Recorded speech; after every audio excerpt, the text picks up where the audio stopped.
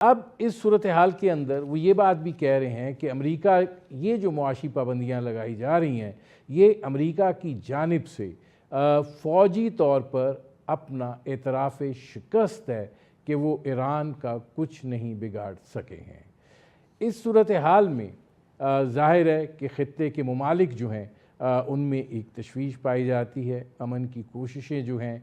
وہ جاری ہیں۔ اب نائے ہرمز کا معاملہ جو ہے اس کو لے کر پوری دنیا جو ہے وہ اضطراب کا شکار ہے، توانائی کی قیمتیں جو ہیں وہ مسلسل بڑھ رہی ہیں اور اس کے نتیجے میں دنیا کی اقتصادیات جو ہے وہ بہت برے طریقے سے متاثر ہو رہی ہے۔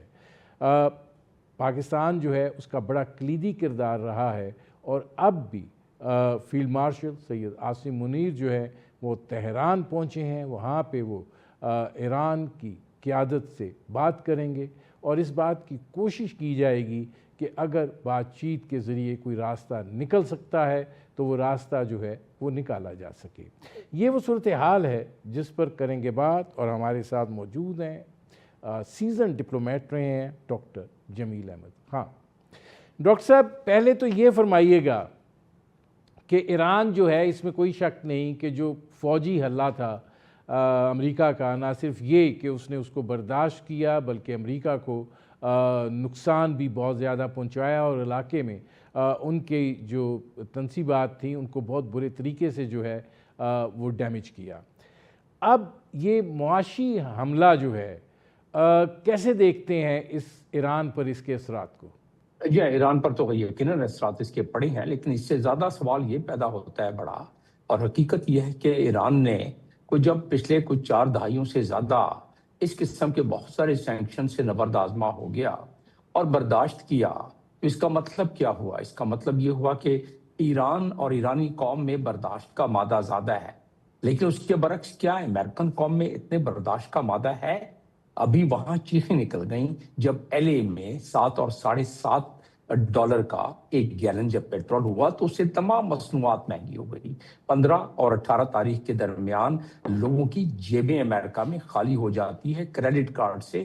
وہ خریداری کر کے مقروض بن جاتے ہیں۔ تو اس لحاظ سے پریشر اگر دیکھا جائے تو امریکہ کی ایبزارپشن پاور کم ہے، یہ حقیقت ہے۔ اور چند حقیقت بیان کرنے سے بات ذرا زیادہ واضح ہو جائے گی کہ یہ حقیقت ہے کہ ایران کا انفلیشن جنوری اس سال میں 44% سے بڑھ کر 97% ہو گیا، 97% ہو گیا انفلیشن، جو حقیقتاً ایک اگر دیکھا جائے تو امریکہ میں اگر یہ ہوتا تو اب تک امریکہ میں تو ایک آیا ہی پلٹ جاتی، لیکن ایرانی قوم اس کو برداشت کیے بیٹھے ہے، اس لیے کہ ان میں جو یکجہتی تھی پہلے کم اگر تھی بھی تو اب مزید زیادہ بڑھ گئی ہے، پرانی تہذیب ہے، اور اس لحاظ سے اگر دیکھا جائے تو ایبزارپشن پاور کے حساب سے وہ ایبزارب کر رہی ہے۔ ایک اور حقیقت میں بیان کر دوں کہ ایران نے ڈاکٹر صاحب اس میں سوال یہ ہے کہ یہ صرف ایران کو نہیں دھمکی دی جا رہی بلکہ جو ایران کے ساتھ معاشی شراکت کار ہیں، لین دین کر رہے ہیں، تجارت کر رہے ہیں، ان کو بھی پابندیوں کی دھمکی جو ہے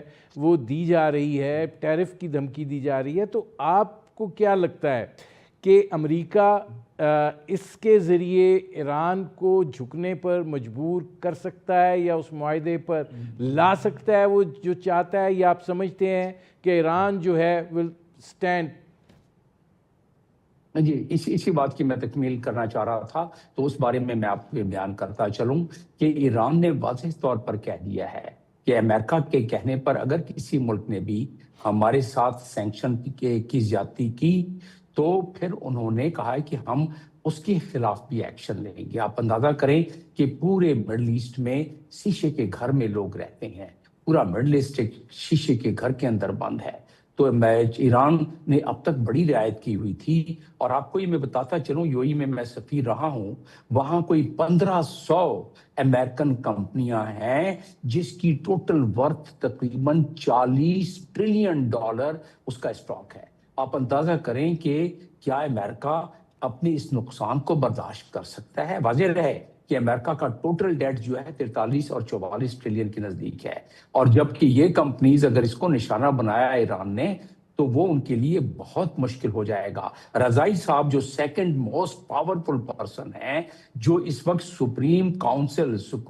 نیشنل سیکیورٹی کاؤنسل کے چیئر ہیں، انہوں نے بڑے واضح الفاظ میں یہی بات کہی ہے کہ اگر یہ اکنامک سینکشن اس نے کنٹینیو کیا اور ایران جو ہے پھر یو ایس انٹرسٹ جتنے ریجن میں ہیں اس کو پھر نشانہ بنائے گا۔ اور یہ بھی کہا کہ اگر نیبرنگ کنٹری نے کسی نے اس کو جوائن کیا تو یو ایس کے انٹرسٹ کو وہاں اور ان کے انٹرسٹ کو بھی نشانہ بنایا جائے گا۔ اسی طریقے سے ڈپٹی فارن منسٹر کاظم صاحب نے بھی بڑے واضح طور پر کہہ دیا کہ اکنامک وارفیئر جو ہے یہ ایک نئے فیل ہونے کے ایک نئے پروجیکٹ کا نام ہے،